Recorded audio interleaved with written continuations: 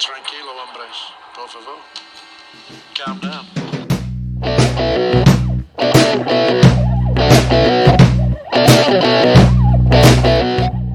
Episode 20. Is it really episode 20? I think last week was 19. Was it? Yeah, 20. I'm so proud of us. Yeah. It's only taken a year. Long time ago we started, wasn't it? Yeah. We've done well. I think I set up the YouTube channel in January 2020. Yeah. So we're coming up on a year. You remember when we were talking about it and I set an alarm date in my phone calendar? Yeah. I kept saying to you, let's do this in the pub. And you were like, yeah, we'll do it. And I'm like, right, when are we going to do it? And I said, I'll set an alarm. And that alarm went off that day. And I remember calling you that day and saying, it's tomorrow, mate. Yeah. It's tomorrow. And you did. You came around. Yeah. I must actually try. I must try to dig them out. We did two interview things first, where we just Finn did the first one. I think I want to say. Right, yeah. Who just asked me like 10 questions, and then I did the next one. It was actually pretty funny. They are good. I must release them someday. Actually. We should. Yeah. We should. Maybe we'll release them as that's like a sort of DVD special feature. Yeah. Where it all began, the origins. That's it. Yeah. So what we doing first? So we'll go the usual, I guess. Room 101.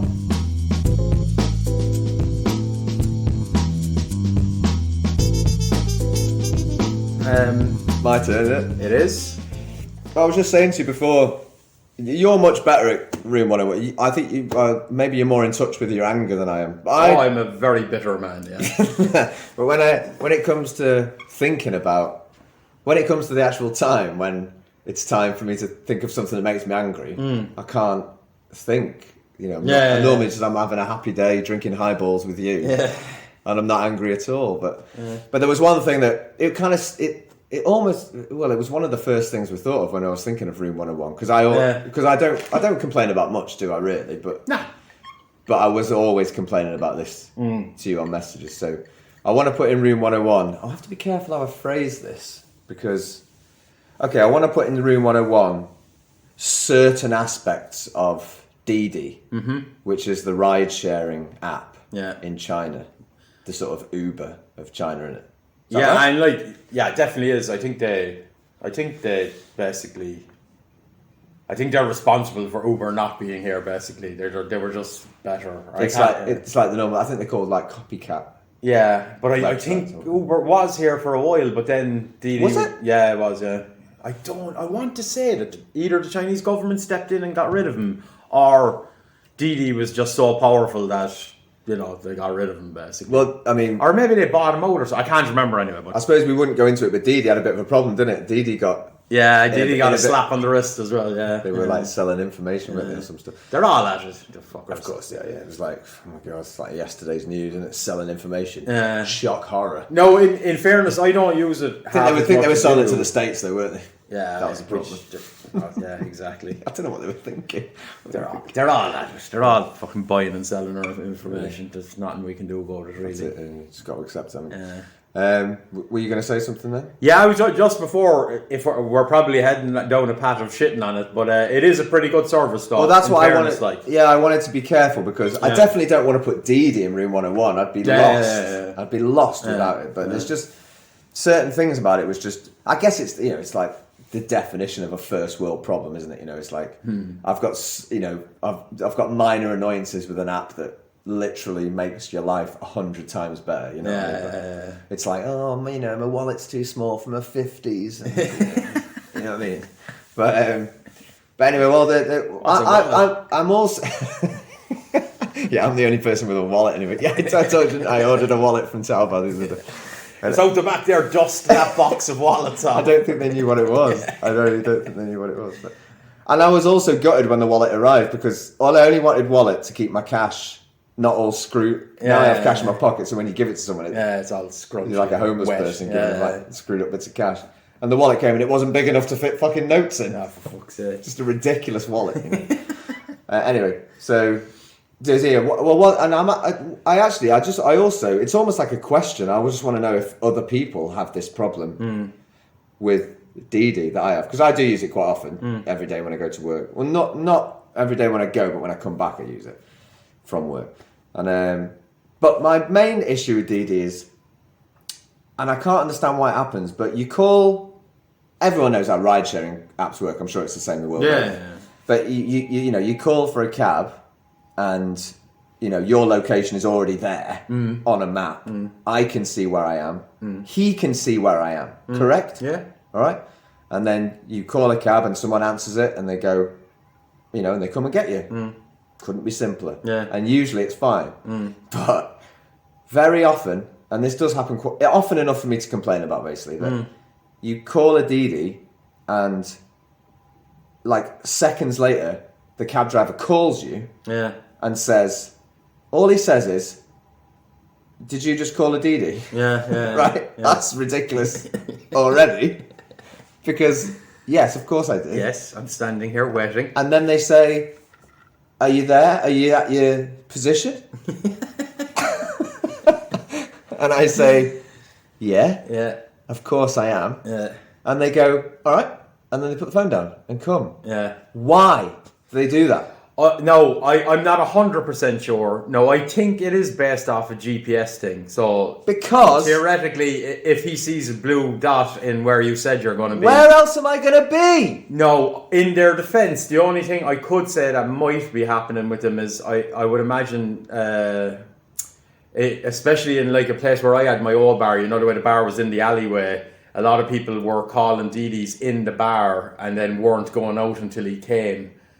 But you're saying he's doing it. Yeah, no, that's sorry. That's when he arrives. No. But I understand that. I understand that. Sorry, yeah. I understand that. But that's also because it always happens to me. This is before he arrives, basically. But it happens to me when I leave work, and that's true in a way because I call it like in the elevator coming down from work. Yeah. But the position where you're getting picked up that's set. Yeah, no, you're right. It's like at the gate of my university. It's not like he's looking at his phone going, "I've got to pick this guy up from an elevator in a building." Yeah. It's even got a little blue line saying, that's where he's going. Yeah, I know. Yeah. So I understand. Yeah, I don't know. Because why would they? Like, what do you think I'm going to do? Like, I'm just going to sit in the shop in Of course, I'm going to be. That's where it says I'm going. So I don't understand why, but it happens so often, and it's just. It annoys me because it's such a ridiculous conversation. It's like, hello? They're like, hello? Did you call a DiDi? Yes, of course I did. Yeah. Are you where your position is? I'm like, of course. Like, to me it seems like, I've thrown my phone 500 yards down the road. I strapped my phone to the back of a cab. Yet I'm still speaking to you on it.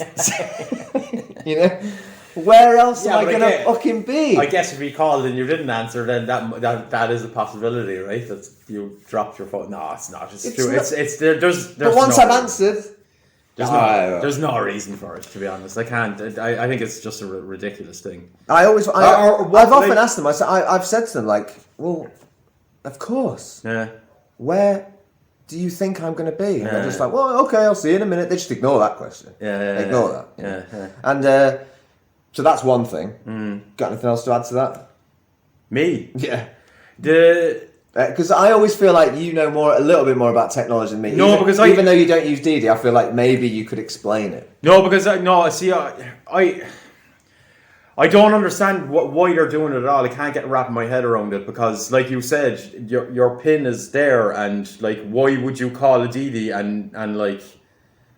It's ridiculous. I can't even come up with a counter argument to it. It's not. The other thing I hate, now this might just happen to me, or where I'm getting cabs from uni, but a cab will respond, boom, yeah, I'm coming, and then I know if I look on the map and I see where that cab is, I immediately cancel it every single time. I just keep. I've cancelled like 8 cabs. Sorry, say that again. Because like you've got a little map, yeah. So you see, that cab the cab that's coming to get you is here. Yeah. So I can see where it is in relation to me. Yeah. Now, this is just this particular where I'm at university. But it does happen to me sometimes as well in other places. But if the cab is in a certain spot, I know where these cabs hang out. Yeah. They're up the road somewhere, And if the cab is in a certain spot in this road, I immediately cancel it. Because every time that cab cancels it, and then because it's annoying because you watch a little icon of a cab and it just doesn't move. Okay. And I'm walking towards the gate and it's not moving. I'm like, why aren't you coming to get me? Now I understand there's traffic lights,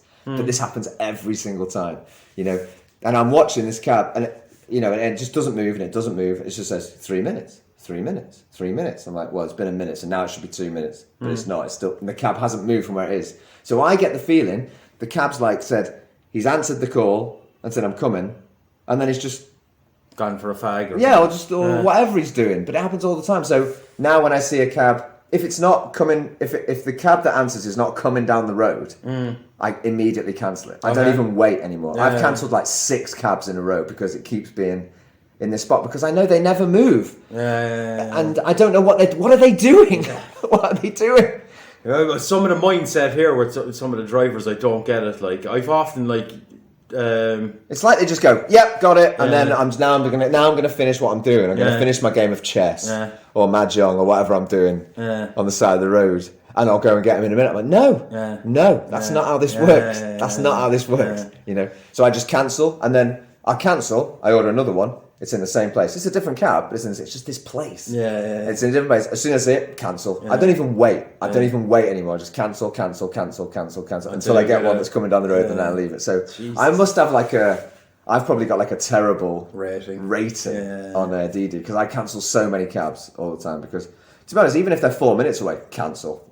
That guy, that's not the nearest guy. I know that. I know there's a cab nearer. Yeah, you shouldn't be. I don't know if you. See, it's a first world problem at 4 minutes. Yeah, I was just going to say 4 minutes is a bit extreme. But 4 minutes it's too long to wait for a taxi in this city. That is true. Closer. And just for context, no, Tianjin is what, 12 million, 13 million people or something. Yeah.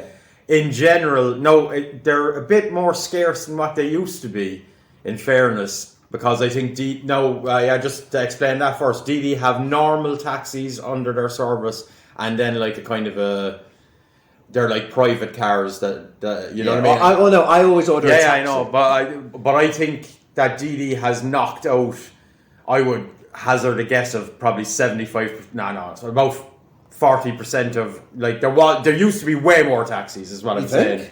Definitely. Especially, like, I remember when you used to, like, you'd come outside of a shopping mall or Ochong, which is a big, like, shopping area or whatever. And there used to be queues of fucking taxis there. I suppose that's true. But now with DiDi, they don't have to queue up in places. But there's still enough cabs that. Honestly, there's still shitloads. Honestly, if it even 3 minutes and my fingers hovering over the cancel button, I'm not waiting that long. And especially where you live as well, there is a lot. I'm not waiting that long. Because sod's law. As soon as you order one, it says 4 minutes waiting, and one will just turn up. And I just immediately. I mean, I must have a terrible rating on DiDi. There must be like a wanted poster of me up in DiDi's office. But the other thing, so I suppose I kind of want to put into Room 101 the map. Because it's infuriating when you can see how they're fucking up. Because sometimes they're coming, it's like 2 minutes away, and then for some reason they turn left, and then the route they're showing is like you've got to go all the way around this block and come, and all of a sudden it turns to 6 minutes. I'm like, you fucking idiot! Yeah. But so I kind of want to. It infuriates you because you're like, what are you doing? You can actually see, but the that's idiocy happening. That's where I would say, like, don't bother looking at it. You know what I mean? Because God, I have to. Yeah, Angel, my wife, is the same because. She calls it DiDi and then she's just staring at the phone. That's what I do. Why are you looking at it? That's what I do. Because you know he's going to call you. Because it's almost like you're with him in the cab and you're like, don't turn fucking right there, mate. He's turned right. But I suppose, because I don't use him that much, I probably would end up watching it as well. You were probably going to mention this. One of these things that I don't like about it is in Tianjin there's a lot of like big roads, and they're obviously,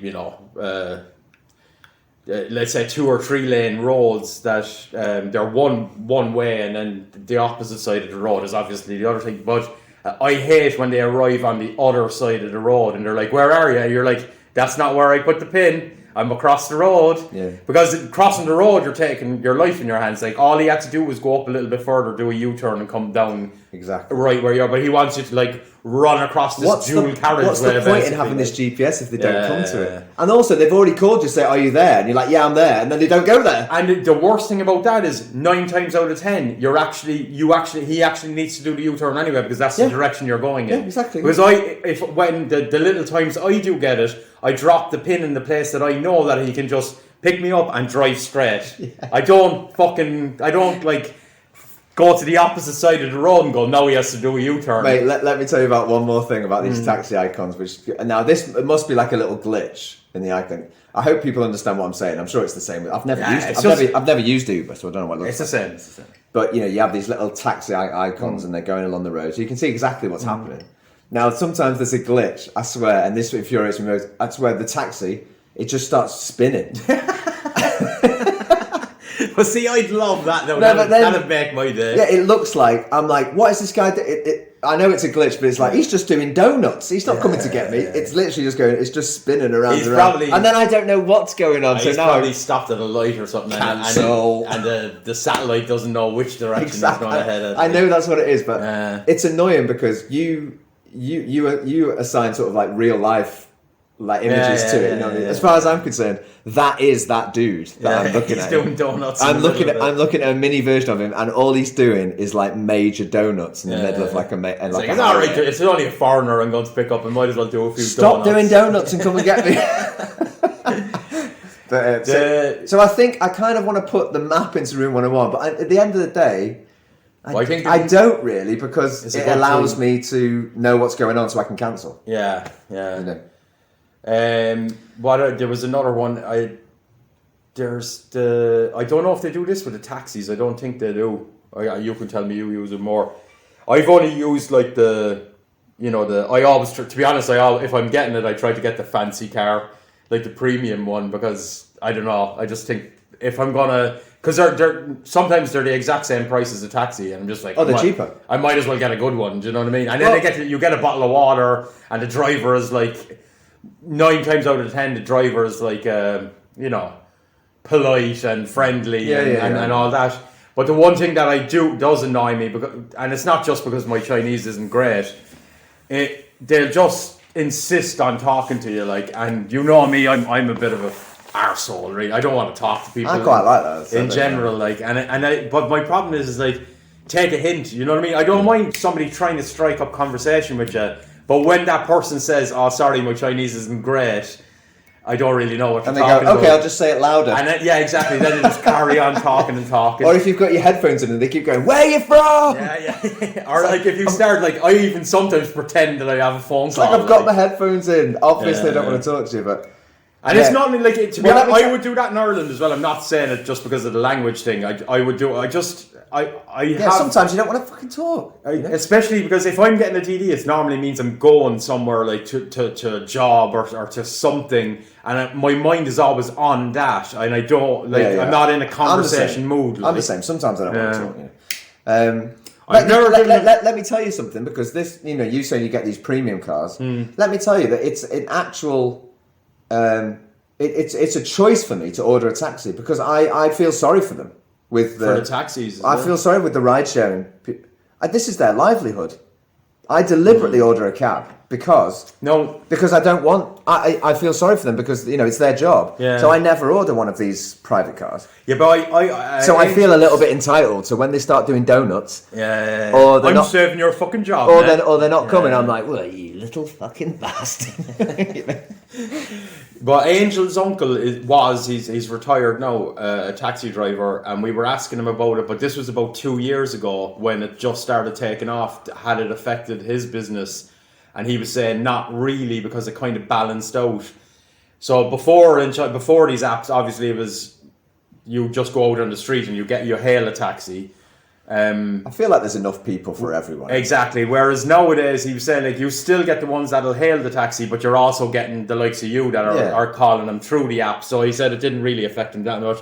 No, in saying that was 2 years ago. But like I said, for me, it's a conscious decision to call a cab. Yeah, but then there is the big difference is they have to pay a massive license fee to have the taxi, whereas the DD lads, they just come out in a bloody car. Yeah. That's why, like, when it first started, I thought, that's shady as fuck. That's like, imagine if someone, you can't imagine it happening in any other walk of life, but all of a sudden, all of a sudden anybody can do your job. Yeah, and that is that I think the DiDi lad should have had to pay something along the same. It's $250,000, right. I think it's $250,000 for a taxi license in Tianjin, like, Really? or was anyway, because that's kind of his retirement. He still has the cab and the license, but I think his plan is to sell the cab and the license to somebody. So it's more like capital that you can. Yeah, get back you later. will. Well, see, that's the thing.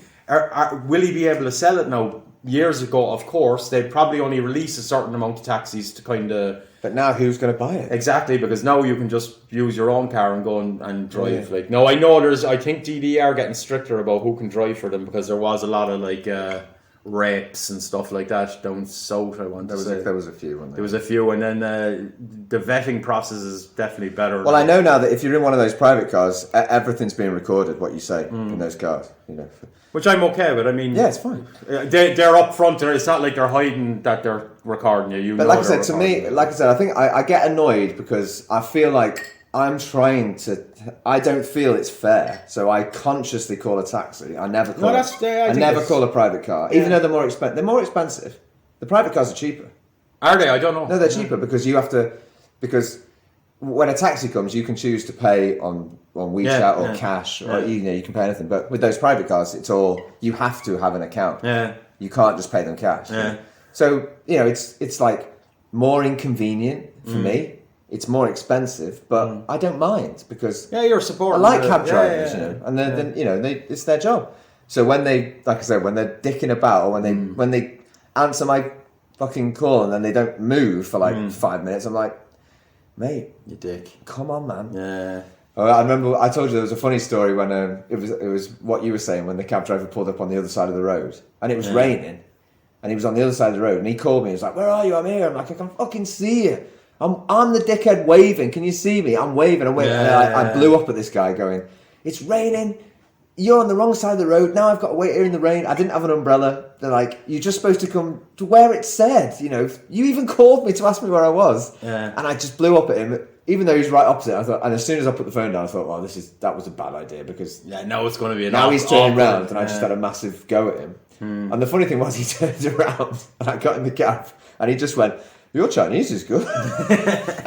So he actually just complimented me for slagging him off. But I think they know when they're doing it that they're like taking a chance. Like he knew he should have been on the other side of the road. Anyway, so yeah, I'm now I've confused myself because I'm not sure what I'm putting in room 101 here, to be honest with you. Well, the pointless phone call anyway. Yes, 100% agree. That's the main thing. That has to go in definitely for sure. Stop doing that. Just come to the point. Just you can see the blue arrow. I can see the blue arrow. I remember. What is this call for? This might be gone now, but there was a feature where you can tell them don't call me. Basically, like. Oh really? There used to be a button you could click, but they'd still call you anyway. Yeah. So who's going to listen to that? It was a button that didn't work. Who's going to listen to that? Who's going to listen to that? Yeah. Like, I have no problem with them calling you if you're not in the place that you said you're going to be, which is also possible because sometimes you might be in the middle of a shopping mall. If they arrive and I'm not there, then call. 100% call you. But you see, now on DiDi, you also have these template text messages. That you just choose, and they say things like, "I'll be there as soon as possible," or please wait a moment. No, in fairness, whatever. But to be honest with you, that's another red flag for me. Okay. Look, I've used DiDi so much now that if the cab driver picks up the call and immediately sends me a message saying I'm on my way, I know he's dicking about. As soon as I get that message, cancel. I mean, all I do is cancel DiDis my whole life. So yeah, I want to put. What do you think then? I want to put in the ridiculous phone call. Yeah, well, I hate phone calls in general anyway. So definitely. Okay, good. I'm glad.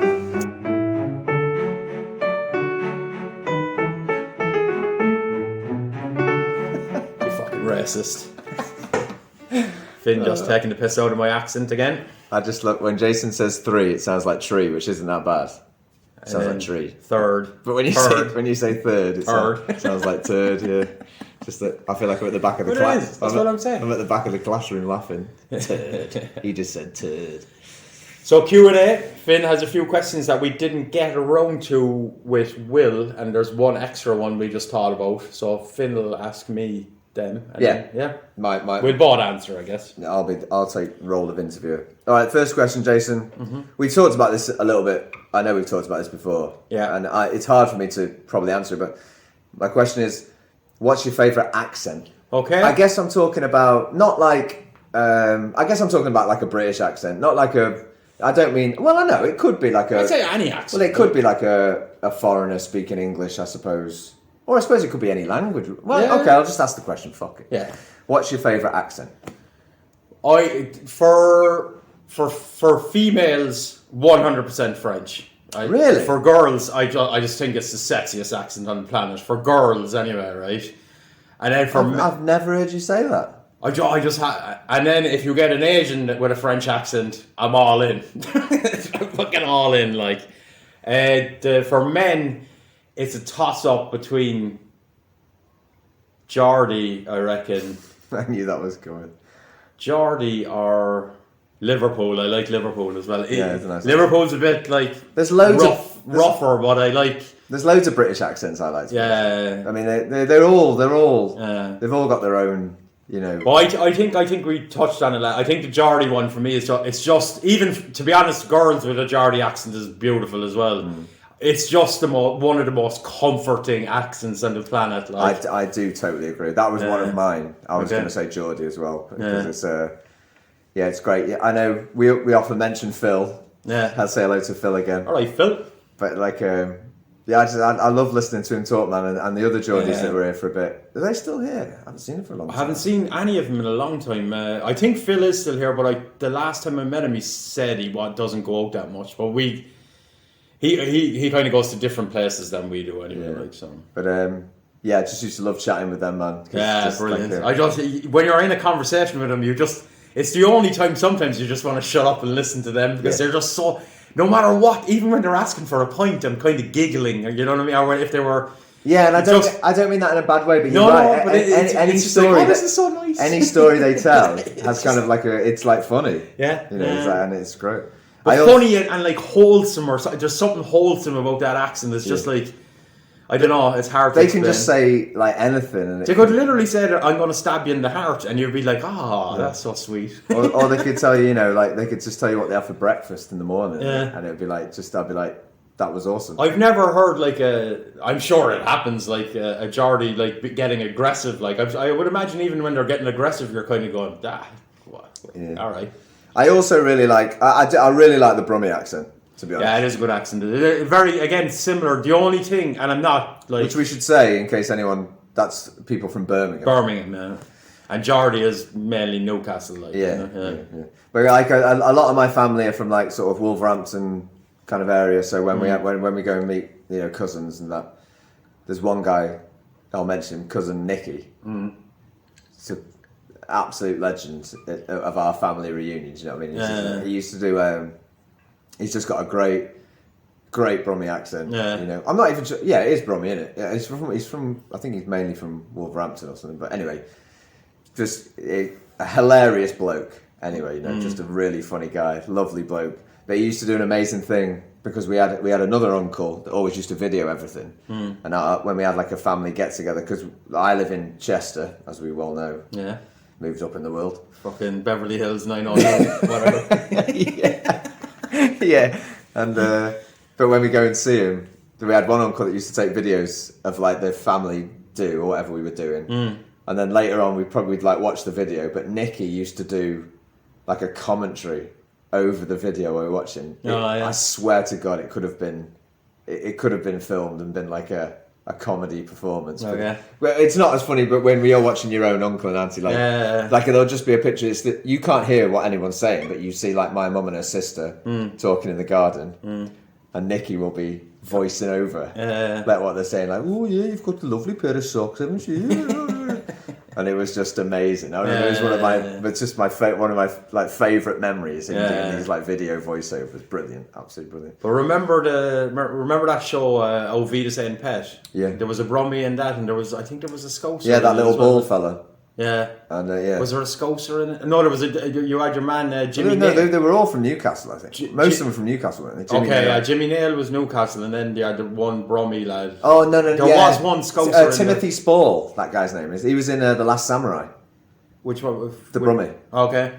But I'm nearly sure there was one Scouser in it as well. I'm there might have been. almost sure. There might have been, yeah. I used to love it, just for the accents alone, it was brilliant. Like. So yeah, I would say that. While we're on it, we might as well. Worst one? Worst accent? Mine's easy, I'll get it out of the way. I can't even do it now, but there's an area in Ireland called Offaly, and it's just the most disgusting fucking accent I've ever heard in my life. That's a strong word. Disgusting. Oh, I just hate talking to them. They're just like, get out of the mountain, like. I didn't, because we didn't think about this Q&A as we normally did, so it's very hard for me to think of an accent I don't like. It's very hard.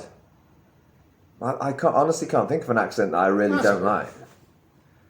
I know one that I find like very, very hard to understand, and that's like a Glasgow accent. I wouldn't say I don't like it though. Yeah. I'm not saying I don't like it, but I remember when I was a kid and I went to a music festival called Tea in the Park, which was I think it was in Strathclyde. I don't know my geography that well of Scotland, but I remember being in that music festival. I was only 15, and everyone who spoke to me, I didn't have a fucking clue what they were saying to me. Like, I remember one guy turning around, and this is what I thought he said. Remember, I'm 15, a little kid, and I thought he said, "Do you want to take me on?" And he's looking in my eyes. I'm like, I'm a kid going, "No, what?" And he's like, "You want to take me on?" And I'm like, "I really don't. I really, really don't." You know. And then what he was actually just asking for a lighter. That's all he was saying. That doesn't even make sense. Exactly. What I heard was, "Do you want to take me on?" But all he was saying was, "Have you got a lighter?" And I was like, when I finally worked out, I'm like, "Oh God, thank God. Yes, I've got a lighter." Here you go. He was looking at me like I was fucking, just insane. But, but I hadn't had much experience of different accents at that point. And obviously I'm from Chester, and we speak properly over there. The Queen's English. Yeah. So I would say that's a difficult accent for me to understand. It's definitely really, really hard Scottish. It's difficult. Yeah. All right. The second question is, have you ever been in a fight? Yeah, I've been in a few. Okay, moving on. Third question. To be honest, not as many as I probably make out. I think, not a whole lot. And like, to be honest with you, not blowing my own trumpet, you couldn't really call them fights because they were all over within like 30 seconds. Because I'm not trying to make out that I'm Lenny McLean now or anything, but it was... You were just sparking fuckers out. Yeah, I wasn't knocking them out, but like they were like, okay, fuck this shit, I'm out. Well, I'm fascinated by... I've talked to you about fighting before, because I haven't. No, never, not once. Never thrown a punch ever in your life, no? No. I don't think so, to be honest. Not even with your brothers? Well, that's not fighting. Yeah, well, it is fighting, but it's like... Yeah, but I think... You can ask Luke. I'm pretty sure he classified it as fighting. Well, I think when I fought with my brothers, there was a sort of generally accepted level of restraint. Like, I wasn't trying to hurt. I've never... I know what you mean. I think when you fight with a stranger, you have no idea what's going to happen. You know, and I think with my brothers, I knew no one was going to like... sort of stomping on my head. The weird thing I noticed about my fights is I will go for a couple of punches at the start, but I normally end the fight with almost like a submission.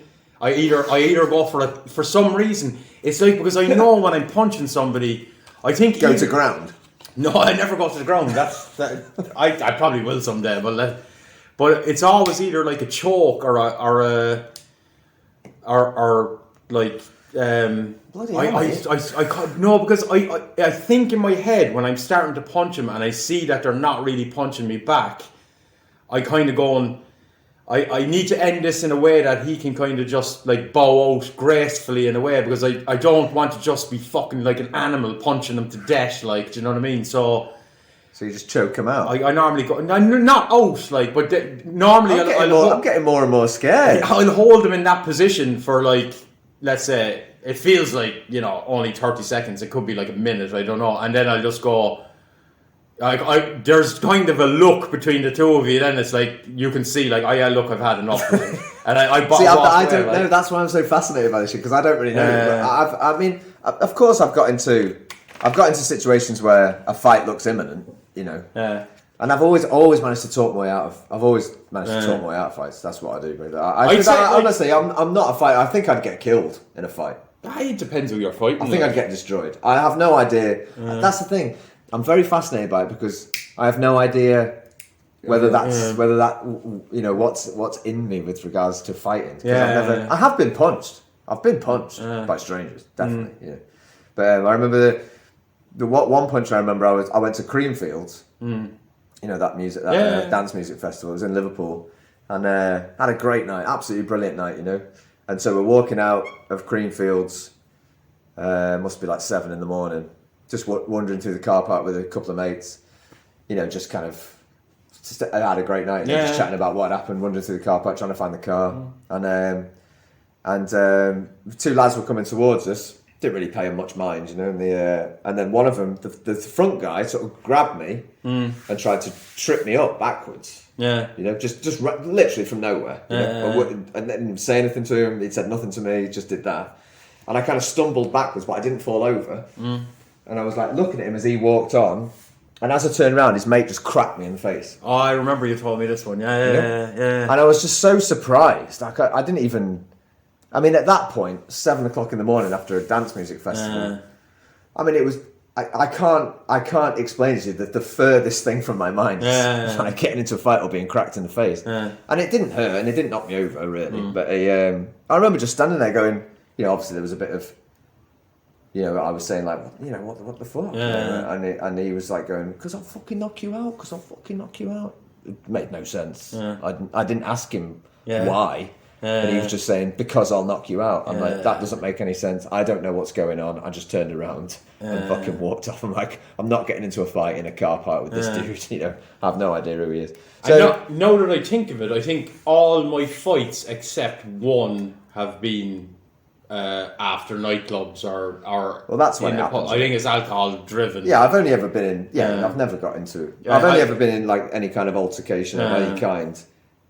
In a pub, or you know, on a night out. So, I mean, I've got mates who, you know, I will say one thing. I think one of my biggest regrets is I think if I had my childhood over again, I would have done boxing because I just think it's not on a competitive level, but just for the training and just that because the feeling of having a fight, that adrenaline rush that you get, and that like your legs are shaking and everything. It's better than anything I've ever taken. Like it is amazing. Like well, that's also why I'm fascinated by it. And recently, like I told you last week, I went to play badminton with this guy called Phil, and I've known him for a while here in Tianjin, but we just lost contact. But I bumped into him the other day, and he does MMA. Yeah, and he was telling me, and I was saying to him, I was telling you as well, like a few weeks ago, like I really just fancy just trying to train, and I'd like to, you know.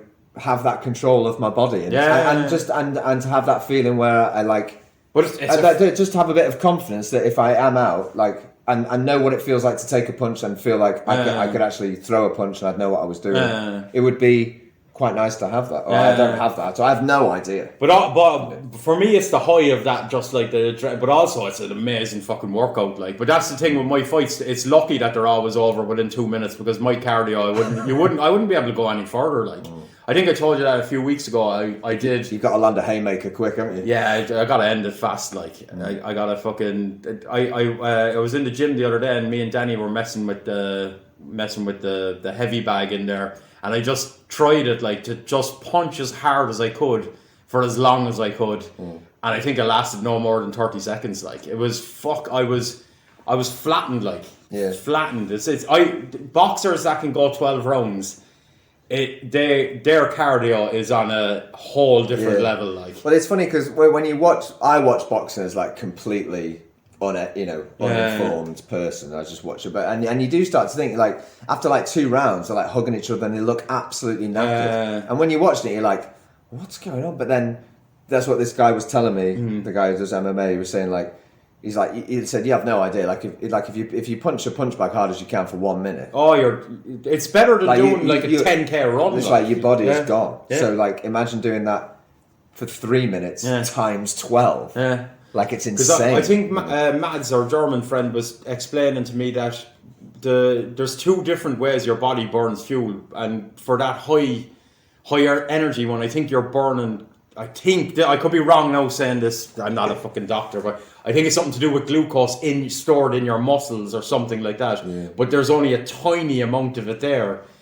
So like it's that like explosive energy. Yeah, it comes from our fight or flight instinct basically, and it's literally just to give you enough energy to either knock the person out as fast as possible or run like fuck. Like so it lasts like seconds. Yeah, it's literally it's like nitro in a car. It only lasts for like 30 seconds or something. It but burns bright, quick. Yeah. So like how these guys like and then I think you're going into fat burning mode. Like so, like, and a lot of these boxers are lean as hell. Like, but I that's why Tyson Fury. That's why I love him so much. Oh man, like because he's got a proper dad bod, but.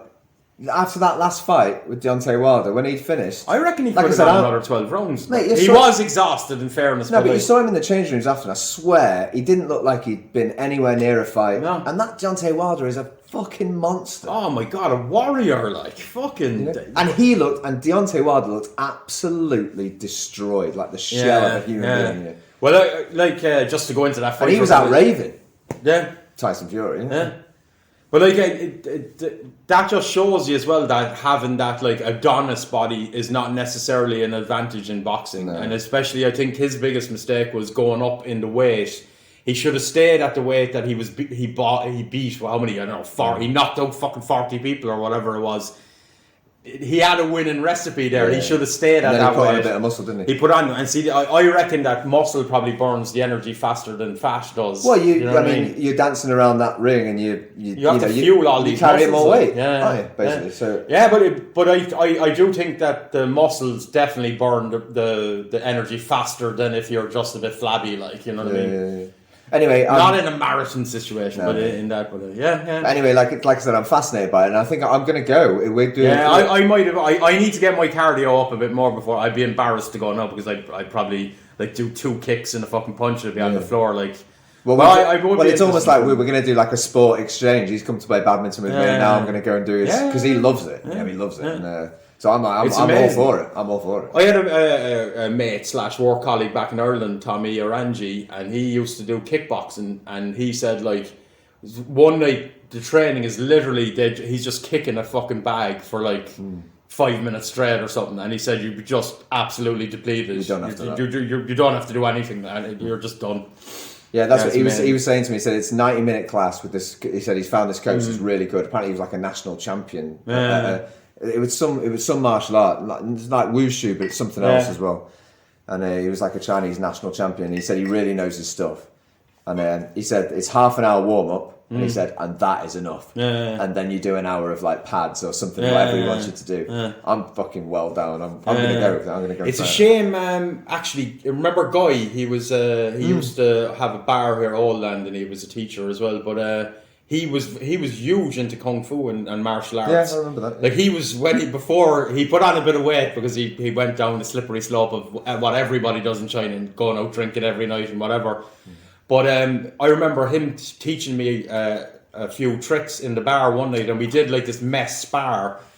And again, like we were only doing it for like 30 seconds, and I swear to God, it was like I had ran like a marathon. Like it was. See, that's what I'm really like. I said, I'm not up for. I don't really want to fight people, but I am up for pushing your body to. No, but that's what I'm saying. Like I wouldn't mind doing the sparring thing where you have the helmets on, and when you're sparring, you're not going all in. You're just not tapping. You're hitting each other, but you're not like trying to knock each other out. I'd love to do that, and I will. I probably will. I will try to get into it. All right, for sure. Yeah, come along with me. Yeah, maybe not the first time you go, but if you do go and you go a few times, I'll go and have a look and see what it's like. Yeah. All right. And the third question is, I'm a bit worried about this, but the third question is, what's your most embarrassing moment? Yeah. You said you've got a bit of a cork. Yeah, I could almost put this down to my most embarrassing week in a way. Oh, really? So back in Ireland, when Angel just moved to Ireland, I want to say this is like 2001-ish. We were renting a house off my parents, and Angel had I think it was a classmate. When Angel came to Ireland first, she first had to go to. She wanted to her English was alright, but it wasn't good enough to go to university after, which was her plan. So with the visa, you're allowed to do 1 year in a, where you learn English properly. Yeah, so like a foundation. Yeah. And I think the girl was from there. I can't remember her name, but she was a little Italian girl, and she needed a place to live. So Angel rented a room to her or something like that. But in fairness to her, she was as quiet as a freaking mouse, and I always used to forget she was literally all she'd do.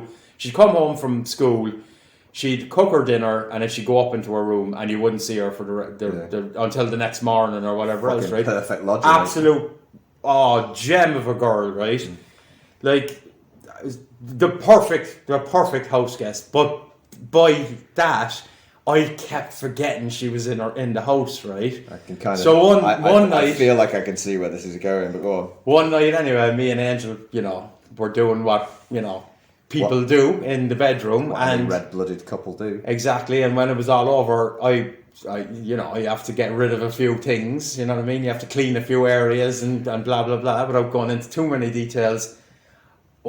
This was like 12 o'clock at night, like, and I just opened the door, and she was literally just about to come out to go to the toilet, and I was stark bollock naked, right? So that was the first, like, I just kind of just went, oh shit, sorry, and I just like backed up. That's all right. And so that was like not too bad, but I think then too, I don't know what I was thinking here either, like. Fucking one day anyway, it was a Sunday morning, again, tickle here, completely forgot that she was in the house. Fucking went downstairs, and our toilet was off, it was an extension off the back of the kitchen. So it was the kitchen, then there was like a utility area with the washing machine, and then there was the bathroom, and you could see straight through from, as if you came down the stairs and turned the corner, you could see straight through to the toilet. I decided, in my infinite wisdom, to fucking have a dump with the door wide open, right? Well, it's your house, you could do that. And then I heard, but the worst thing was, I heard somebody coming down the stairs, and fucking just went, "This is Angel," and I started like doing this fucking stupid dance on the toilet, and then as were you naked as well? Yeah, naked. Well, just in underpants, but obviously the underpants is around my ankles, right? And I'm doing this like stupid dances and shit. I'm like just waving my hands in the air, thinking it's Angel, right? Thinking it's going to be hilarious. And she just turned around the corner, and I could just see her face. She just looked and turned around and went back up the stairs again. And you know that sinking feeling that you get. You're just like, oh, for fuck's sake, 2 in 1 week, like. Oh man, she must have thought, God. I swear, and I was like, oh, she must have thought, this room's cheap, but I'm not sure it's worth it. She left about 2 or 3 weeks. Did she really? Fucking. She's probably back in Italy now, going, Jesus, I live with one right weirdo. Like Irish people are fucking mental. So anyway, I think her name was Olivia. I'm not sure. I think it was. So I'm sure you're not listening, but if you are, I'm so sorry. It was because you were such a. I'm not a fucking pervert. Like because you were such a freaking good house guest, the way everybody should be. I just forgot you were there, like, so. I bet you for the next 3 weeks, every time she moved anywhere, she was like banging walls and stuff. Somebody's coming. I was like, Angelo, please go up and tell her I'm so sorry. I was like, I thought it was her. I forgot she was there, and like, Angelo, she said it to her. She said it was all right, no problem. But I mean, who wants to see me having a shit? You know what I mean? Having a shit and dancing after seeing me and naked, coming out of a room with a Johnny still on and everything. You know what I mean? Like, it's like, I love you, mate, but that might be too much for me, to be honest with you. It's too much for me. I wouldn't even fucking want to do it. Like, yeah. Oh God. I think any embarrassing story that involves you being naked, already the ante's been up. It's just so much worse just because you've got no clothes on. Yeah, you're so vulnerable when you have no clothes on. Like. Doing a stupid dance would be embarrassing in itself, but having a shit and being naked at the same time. Yeah. That's the Holy Trinity right there. Like, Annie, have you ever been like, if you're having a shit, like, we had an apartment in London as well that had no lock in the door, and one lad just walked in. It's just like, I think when you're having a shit, you're literally at your most vulnerable. Oh, it's terrible. Because even if you have to go, like, if you have to go and fight this person, there's going to be a shit hanging out of your arse, like, do you know what I mean? But it's like, if you ever have to see that person again, yeah, you're right. They've seen you, like you said, at your most vulnerable, taking a crap. You know what I mean? Like that is one thing. I reckon I'd fight Tyson Fury if he was to start bollock naked, because nobody wants to fight when you're in the nip. Like, no. You just lose all your confidence. Yeah, it's just, for some reason, just that little, what is it, like 0.5 millimeter of material just changes everything. Absolutely. Like, yeah. So that was mine. That's pretty good. I'd probably have more, but we'll leave it at that. I mean, there's so many embarrassing stories. I reckon, one that comes to mind for me is, it was actually in this house, so it's not even that long ago. And but I'd only just moved in. And I'd been out drinking, and then obviously it had been a pretty heavy night. And I didn't have much memory of what had happened, but, you know. So anyway, this is what happened. I'd been out drinking, and then I came home. And I'll just tell you what happened from the minute my eyes opened in the bed. Yeah. So I was in my own bed. I woke up and I was in my bed, and I thought, okay, that's good. You know, that's good. And I looked at my phone. My phone was ringing, I think. Yeah. You know, but I didn't answer the call. But I sort of picked up the phone, and then the phone stopped ringing. And when I looked at it, there was a text message from my landlord, who's my mate, but he lives in Taiwan. So I'm thinking, what's going on here? And I read the message said, I read the message, and it was like, hey mate, just wondering, you know, I've had a call from the security guard, you know, of the building, and, you know, they think the place has been broken into. So I'm reading, you know, and I'm just trying to, this is the first thing I'm reading. Fuzzy as fuck, like, yeah. As I wake up, you know, I'm like, oh, what's going on? And, you know, and then, and I'm thinking, what is going on? You know, the security guard I'm broken into, what the fuck's going on? And then I hear this voice in my house. Oh shit. Right? A man's voice, a Chinese man's voice. And it's definitely inside my house, you know, my God. from outside. Here where we are now, like. Right, I'm in my bed, and I hear this man's voice. So I'm reading this message, and at the same, as this is computing, I then hear this man's voice, and I'm seeing like breaking, and then I hear this man's voice. Oh, but it doesn't sound like threatening. Yeah. But all of a sudden I'm like, oh my God, what the hell is going on? Because Joe's calling me from another country. Yeah. And now I can hear this dude. So I jump out of bed, and I'm fully clothed. All right, I'm fully clothed, and I jump out of bed, and I come out, and one of the security guards is in my house, going hello, and I walk out going, what's going on? And he starts telling me like, oh, you know, your neighbour called. And my neighbour's, like, so now I'm by the front door. The security guy's just inside the front door. And the door's wide open, obviously, because he's in the house. And he's like, and the security guy's like, oh, I'm sorry, you know, but your neighbour called and said they thought maybe the flat had been broken into. Yeah. And because the door was open and your bag was outside. My backpack is just outside. Yeah.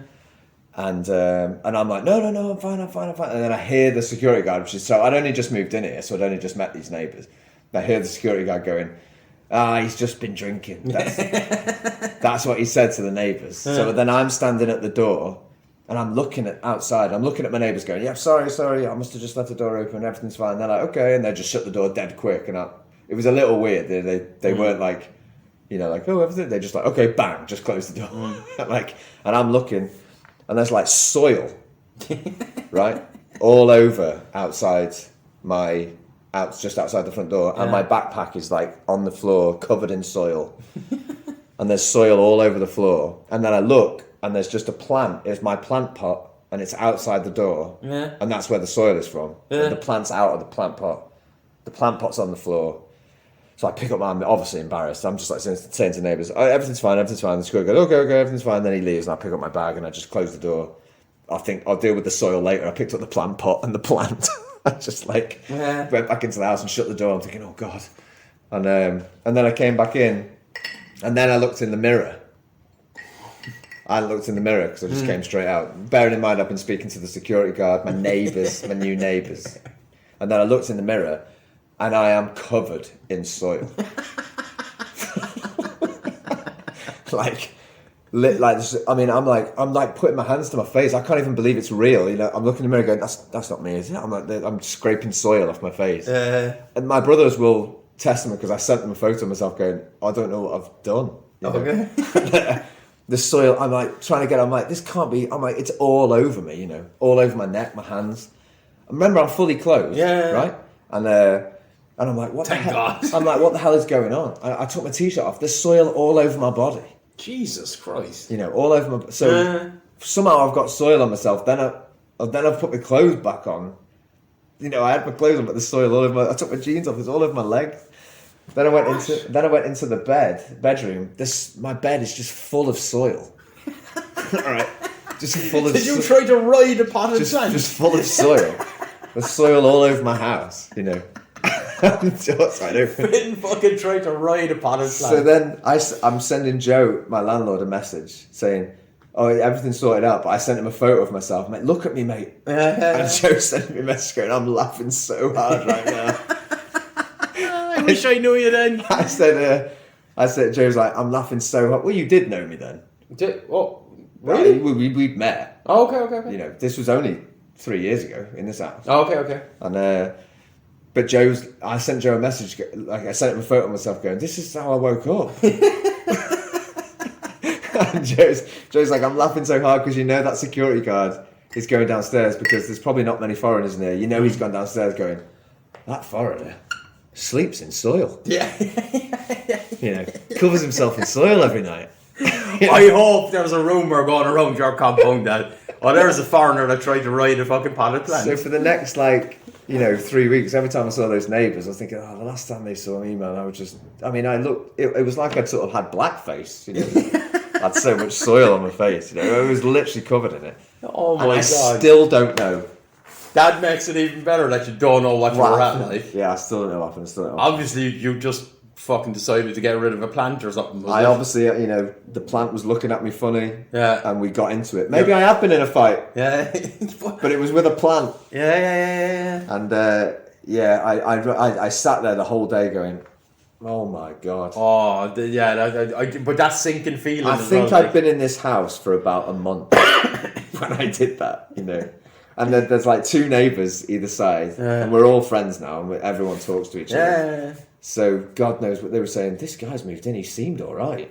He seemed all right when he moved in. And so, but at least you know you have some solid neighbours. Like yeah, man. They saw the doors. They open. could have easily just went fuck it. Yeah, they saw the doors open. And my neighbours are awesome. Yeah. Well, you just. I just bumped into them. It seemed like lovely people. Yeah, you just met them before. I love the story you told me about the little kid. When he came out stark bollock naked into the lobby. Yeah. I laughed so hard at that. To be honest, that should have been his most embarrassing moment, but he was proud as punch. Didn't give a shit. He's a little chubby lad as well, is it? Yeah. The electricity went off in the house. And I opened the door at the same time as the other neighbour, and then I realised the electricity had gone off everywhere. And the woman came out, she's lovely as well. Yeah. And she was like, is your light? I'm like, yeah, is your electricity off? She said, yeah, my electricity's off. And she went to check the card meter thing. Yeah. And I said, I've already done that. But she went to check it anyway. And then that little lad, I think he must be about 12, just came, just stomping out, scratching his head. Starkers. Just completely starkers. I saw him, I was like, oh my God, I turned around. Even Angela was good when I told her about it. She was like, why is he in the house with no clothes on? I was like, that's just little boys. Like, but his mum came around the corner and she said, put some bloody clothes on. And he was just like, just scratching his head. Why? Because your neighbour is like standing right there. But I can see, like, my Danny's the same. Like, he walks around the house in the underpants. Yeah, but he's 7 years old. This lad's like 14 or something. Yeah. No, young fellas just don't give a shit. Like, do you know what I mean? Anyway, so yeah, I guess you know, when you live with people, you see some shit. I'd like to have a relationship with my neighbours. Like, I have a similar. My lobby is a bit smaller than your one there, but we have two like doors next to us, and like I've only seen one of the other ones once, and then the other one, like, there's no, like, hello, goodbye, or anything. It's like that makes me sad. It's so cold, like. It's like, I to be honest with you, like, I'm not saying I want to go have a long conversation with them, but like it'd be at least like say hello or you know what I mean? Always chatting on it. Yeah. Oh, No, maybe it's because I'm a foreigner and they, you know there is a little bit of a nervousness around foreigners and stuff, especially now. Yeah. But not in a nasty way, like don't get, and it's not like they're snobbing me. No. It's just like they don't feel the need. Like in Ireland, I knew my neighbours like six doors this way and 6 doors this way. You knew all of them. My mum knew the whole road. Yeah, of course, you know everyone does, but. Which, to be honest, it does get a bit annoying if you're like just want to get in, and then next thing your neighbour's out mowing his lawn or something, and then you end up having a 5-minute conversation about. Yeah, I mean, I think nothing, you know there is something about. I mean, when you live on like a road in England, or when you live in a city, it's a bit different. Cities are a bit more impersonal, I think. But I'm really glad that like I. Oh, you're lucky. It seems like you speak to my neighbours all the time. You know, all the time. You know? I like that the old boy. He has a little here in Finn's by the elevator lobby. He has a little seat there, and he just sits there some days. The old fella, yeah. He's just got a seat because there's 3 generations in the house. So. That's amazing. I love that. And you were saying, well, what's he got that seat there for? You know, and I'm like, he just comes and sits out here. I just see him sitting out here. He's not doing anything. He just wants to get away from it. He's not even got his phone out or anything. He's just sat there going, all right, by the elevator. And I'm like, all right, mate. I know I put old people in. Well, it wasn't old people. It was unself-aware old people. But I do love some of the old characters like that like. Yeah. Just do random shit like. No, I've been quite lucky actually. I've always been friends with my neighbours in China. Always. I told you I had that woman in Changchun when I broke my nose. Yeah. And it was right outside the door, you know. So, and there was blood all over the steps leading up to the apartment. So she knew something had gone wrong. But she always used to, when I came out of the house, she just loved living next door to me. Maybe she had a son my age or something who moved away. But she used to like straighten my clothes. Like she'd say good morning, and she'd be like literally like pulling my jacket down. Like, what are you doing? Just get your hands off me. But she was really nice, like a lovely old lady, you know. And I told you that day when I came back with a broken nose, I came back with a massive bandage on my nose, you know, 2 black eyes, massive bandage on my nose. And she came out the door and she just grabbed the bandage. Like, you know what I mean? She just went, what have you done? Bang, grabbed it and like shook it. I was like, oh, I mean, you know, you know, you're a nice lady, but if someone's got a bandage on, surely don't go poking at it. Surely that's not your first thought to grab it. Don't grab it. You know, just ask what happens, but don't grab it. But yeah, she was dead nice. She was really nice. All right, so embarrassing moments. I'm sure there's others. Maybe we can revisit this. Yeah, because I'm sure there's others. You know, we'll probably create another embarrassing moment fairly soon again. So probably what happened last night. We just don't know it yet. Yeah, but, true. All right, Q&A done. Cool. Cheers.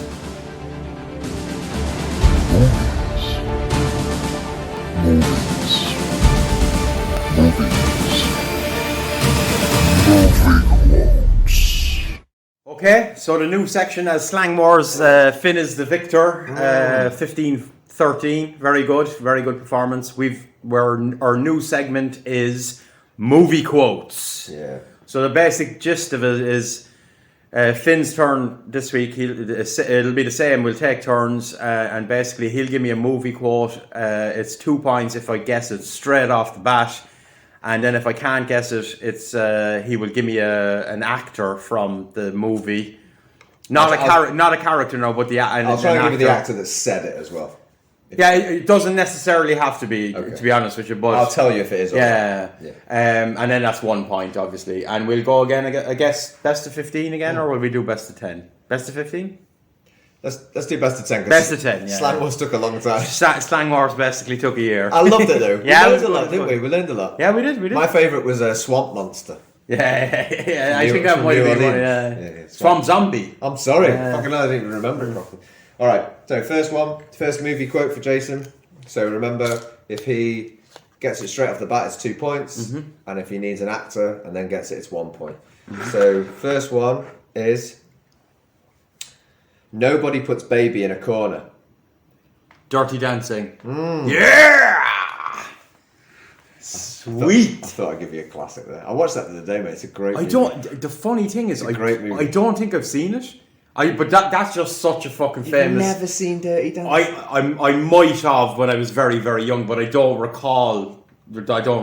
Do you know what? I watched it the other day at Leonard's, and what I was most impressed with, the soundtrack is brilliant. Yeah. Apart from that, I don't like the Patrick Swayze tunes, like "She's Left the Wind." Oh, maybe you've never seen it, but Patrick Swayze sings a couple of tunes. Yeah. But the old sort of 60s tunes are brilliant. It's a Yeah. brilliant soundtrack. All right, next one. 2 points. I kind of want to give you this one, but I know you'll get it. But all right. I mean, funny like I'm a clown. I amuse you. Oh. I mean, funny like I'm a clown. I amuse you. I want to say it.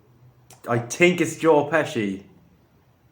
I'm not saying shit. Goodfellas, Joe Pesci. Well done. Yes. Well done. Well done. Fucking Ellen, so much better at this than I thought I'd be. I thought I'd give you some ones that are classics, but I couldn't say anything because I wanted you to say Goodfellas. I like that message you sent me. Yeah, just to also, I think we're not going. Let's not go to like fucking some obscure, French movie or something like that. To be honest with you, you know how much I love this shit. I would like you to try and challenge me because I will. Yeah, well, let's try and keep the mainstream movies, even if it's a lesser known mainstream. But let's not go down something that never made it even to DVD. Do you know what I mean? Yeah. Or only made it to the Cannes Film Festival or something like that. The Exterminator 3. Yeah. No, but look, when you do it, I want you to really. I want a challenge. Yeah, no problem. And all right, let's do. This one's hard. This one third is one? This one. The third one. This one could be hard. I have nipples, Greg. Could you milk me? Meet the Fuckers. No. What? Or Meet the Parents, is it? All right, I'll give you it. Fuck. I'll give you it. Will I get deducted a point for getting it wrong? No. You knew what you were doing. That. In fairness, that is probably the best scene out of that fucking movie. It's very good. Well done, mate. 6 points. 6 fucking points. I'm shocked, because when we were coming up with it, I was very nervous. I love movies, don't get me wrong, but I'm not as much of a nerd about it than Finn is. Yeah. So I was a bit worried. To be honest, I think you went very easy on me. But then again, I did. I knew you were nervous, so yeah. Appreciate that. No, but I won't be returning the favour. All right, let's do one more. Okay. One for the road. Because this one is I definitely would have got this, but I don't know if you will. You had me at hello. You had me at a low. Nah, no idea. Jerry Maguire. I haven't seen. I don't think I've seen that. See, that's the problem. Like, if I haven't seen it, like, I haven't seen. I think I might have seen Dirty Dancing when I was really, really young, but I know there's a lot of memes about baby. I heard that before. It's like entered the lore of movies. So even if you haven't seen it, you know what it is. All right, well, awesome. I'm impressed, mate. Maybe I should have probably. Given you a bit more. To be honest, I underestimated myself. I thought I would get 0 points. To be honest, the fact that you got "I have nipples, Greg. Could you milk me?" I thought that might get you. So no, I thought that whole Meet the Fuckers series and Meet the Parents stuff. Apart from, I think the last one was a bit shit, wasn't it? Yeah. But the first one was brilliant. Even Meet the Fuckers wasn't that good. Yeah, it was Meet the Parents the first one. Was it? Yeah, okay. No, I don't generally like Robert De Niro in comedy roles, but he did that one very, very well. Have you ever seen Dirty Grandpa? No, I don't think so. It is a brilliant movie with Robert De Niro in a comedy role. Okay. It's so good, yeah. There's so many good lines in there. I can't wait. I actually have an idea of a few movies that I wouldn't mind we have a little chat about. I think as we go on, I'm not gonna go to websites. I'm gonna do my own. Yeah, I'm gonna find my own as well. Because the websites will go for like the more famous-y kind of. You could still pick a movie from one of those, or a line from one of those movies, but just not one of the ones that everybody knows. Well, that's what I'm saying. I could take all those movies and I could give you a harder line. Yeah, definitely. All right, well played. 6 points. Nice.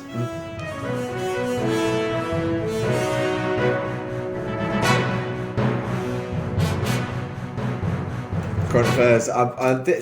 It's actually quite an old story, but it's just it's kind of reached its conclusion. Okay. This week, I'm sure many people might have heard about it, but there's a safari park in Hangzhou, in China. All right. That's why it's kind of close to my heart because my brother lives in Hangzhou, and a while ago, like it was much earlier this year, but 3 leopards escaped from the safari park. Do you remember hearing No, about that? I know. Well, I mean, there's okay. Well, what's happened this week is Sorry, what's the source? Panda Guides or? of course, Panda Yeah, Guides. Yeah, but where does it come from exactly? It comes from Global Times. Okay. So yeah, earlier this year. So it must be true. Wink, wink, nudge, nudge. Yeah. No, but the thing is, well, I'll say. Yeah. But what's happened this week is three people have been punished for what happened with this safari park this week. And to be honest, I think they've got off pretty bloody lightly. To be honest with you, mate. Just give us the whole what happened first, because. Well, there's a safari park in Hangzhou, and there were 3 people in the park have now been charged or punished officially because there was I think it was 3 animal feeders. They didn't follow the correct procedures, and they left some gate open or whatever the fuck. I mean, it's just ridiculous, isn't it? And 3 leopards escaped. I think some of them were cubs. I think they were only little, but so 3 leopards escaped, and now they've been they've had various sentences, but they've all had suspended prison sentences. So none of them have gone to prison, but they've had suspended prison sentences ranging from like 12 to 24 months or something, depending on. But just let me catch up on the did the cubs or did they recapture the cubs, or are they still missing, or what? Or is that part of the? Well, that's the thing. Okay. I mean, I love the way there's just sort of missing information. I'll read you what it says. I'll read you what it says. It says, 3 leopards escaped through an unlocked passageway and crossed over the walls separating the wild animal area breeding farm, and obviously got out, into the public. Yeah. And the thing was that the reason they've been charged is because they concealed. They tried to cover up like that happened, or they didn't try to cover up. They just didn't say anything. Oh yeah, okay. They just didn't say anything. Just 3 leopards went missing, and they just went back to work. Yeah. I mean, that's the first thing I love about this story, because everyone does something at work every now and again. You're like, oh, I fucked up there.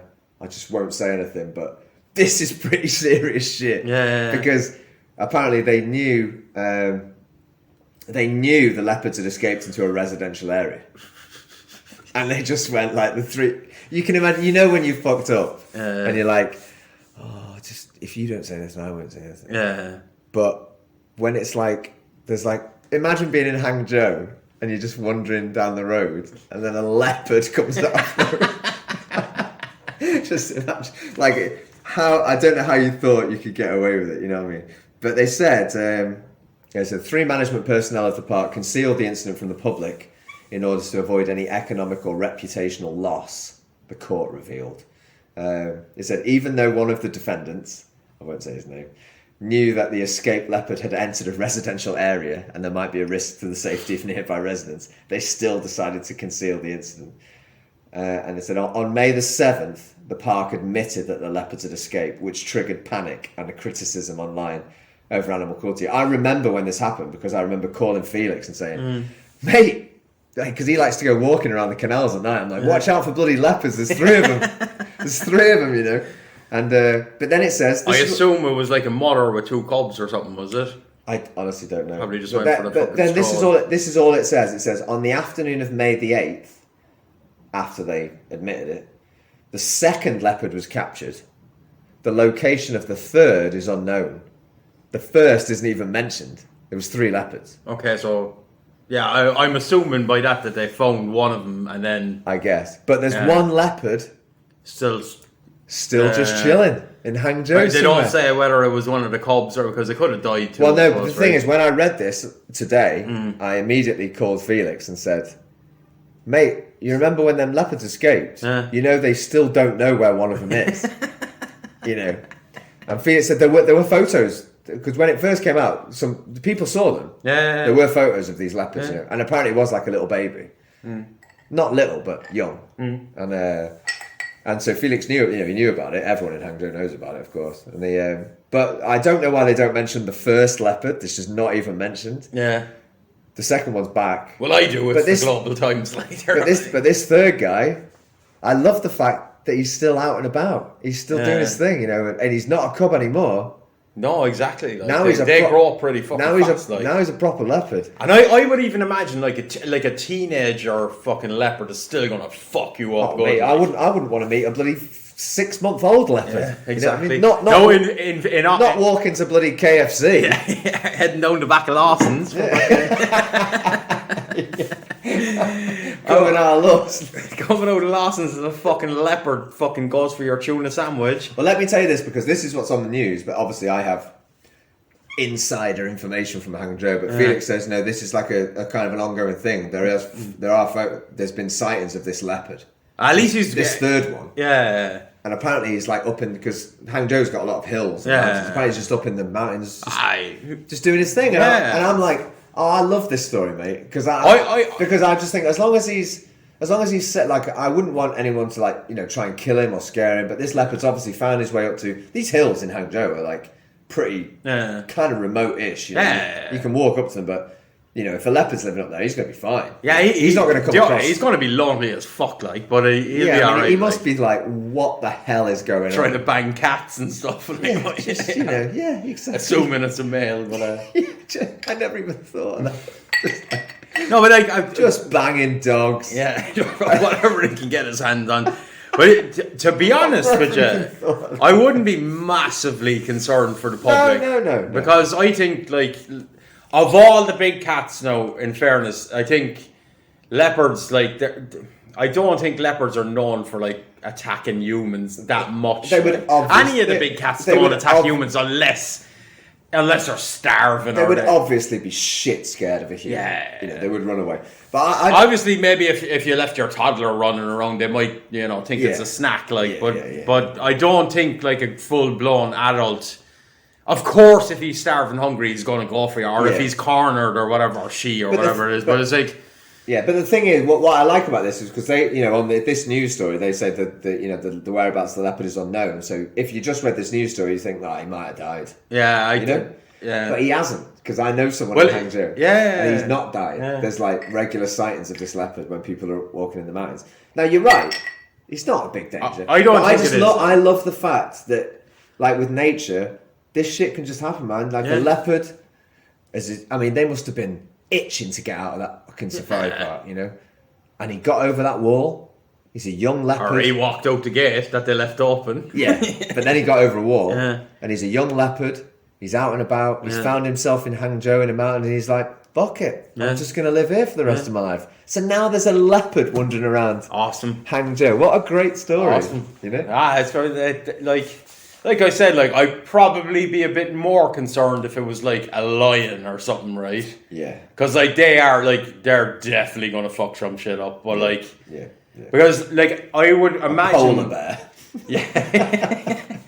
But I would imagine a leopard can probably find enough food, like, to... Rabbits and shit. Yeah, and rats and fucking, you know... I bet he's having the odd toddler. I mean, like you said, I feel like there's so many things about this story or just like fascinate me, because now I'm just like you said, I'm thinking, I love the fact that a leopard has just been able to just survive. You know, do whatever it needs to do. I would have no doubt that a leopard could survive. Like, of course, but it's like it's not in Africa; it's in bloody southern China. Yeah, but it's not like at least I'd be more worried about the leopard if he was up here in Tianjin, because it's like, especially in the winter. I'd be fucked. Yeah, but like down that way, it doesn't get like really really cold. Like. It does actually. Oh, does it? It does get cold as fucking Hangzhou. Yeah. So that's the other thing that made me think. Because it only happened in May. Yeah.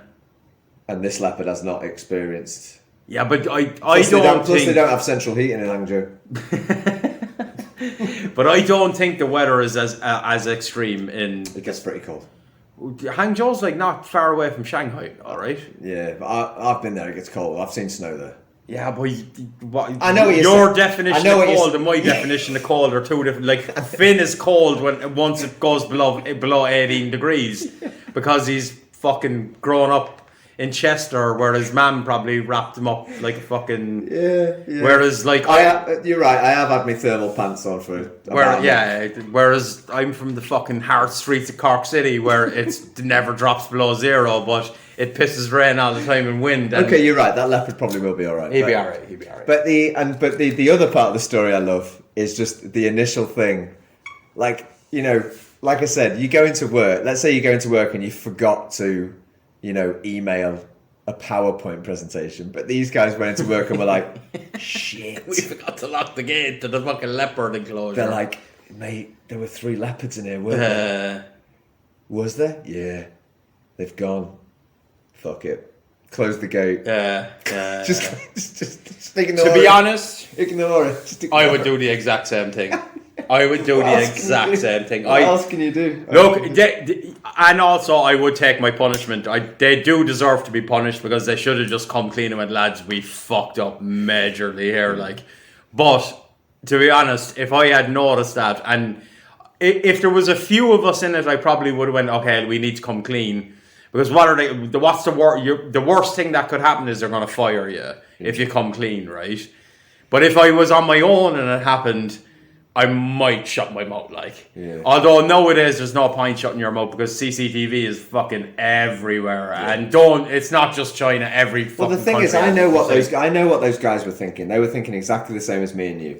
They're obviously like trained, you know, to a certain extent. Trained, air quotes, trained. I mean, they obviously let the leopards out, but they obviously know leopards, and they know this leopard isn't like going charging into a bloody shopping centre and like ripping people's throats out. Of course, I know what they were thinking. They were thinking, chances are them 3 leopards are going to head for the hills and we'll never fucking hear anything about them. You know what I mean? Well, they thought partially right. But imagine if like they didn't say shit and then like, you know, a baby got killed. Yeah, that'd be bad. That'd really be. You'd be like, fuck, we gambled and we fucking lost. Yeah. You know well, they have lost. They're going to prison, right? So, but they must have known someone's going to see that letter. I guess they were just. I'll be honest. I guess they were just thinking maybe because even if it's on CCTV, if no one actually sees it with their own eyes, no one's going to fucking check CCTV. Yeah. Oh, there's a leopard.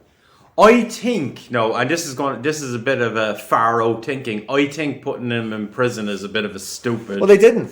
Oh, they're not controversial. Suspended sentence, sorry, yeah. But even do you know what their punishment should be?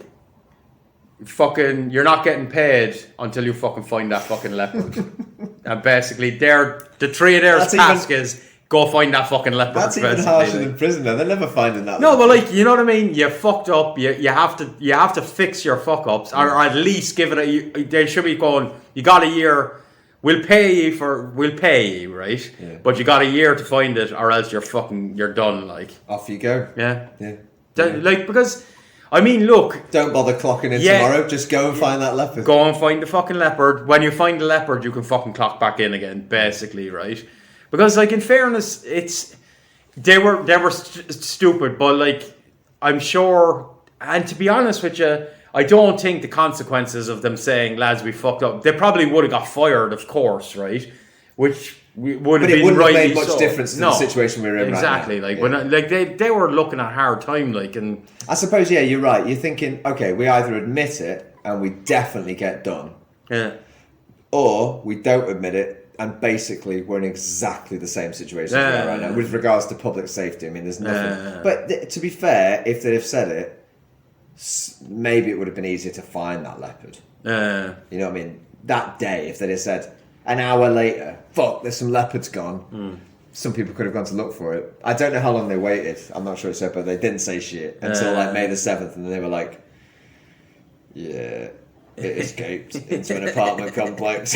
We should probably I remember when I was working as an electrician, actually here in China, we used to do these paper machines, and they were doing like trials, and at that time we were basically finished our jobs, but we were kept there in case something went wrong and we needed to fix something. We were kept there for like about 3 months after the project was, let's say, construction complete, and they were doing their trials, and they were doing this one real important one, and we were actually like warned, like, don't fuck with anything because this is very important, because they have to start it up, and the starting sequence for this machine takes fucking hours, and then they have to run the paper through to qualify the paper to make sure that it's all right, and blah blah blah. So we're into like week 6 of this, and I'm so bored, and I go into the big switch room, and I have like my multimeter thing, and I just start like checking voltage for like just for something to do like. Yeah. But when you check voltage and you can check current, but it's there's 2 different ways of doing it, but I fucked up and I did the wrong one. I went to go and check current, but I didn't change the settings on the meter and blah blah blah, and I didn't change the leads around and whatever. And when I popped the 2 things into to test it, it fucking basically boom, exploded, right?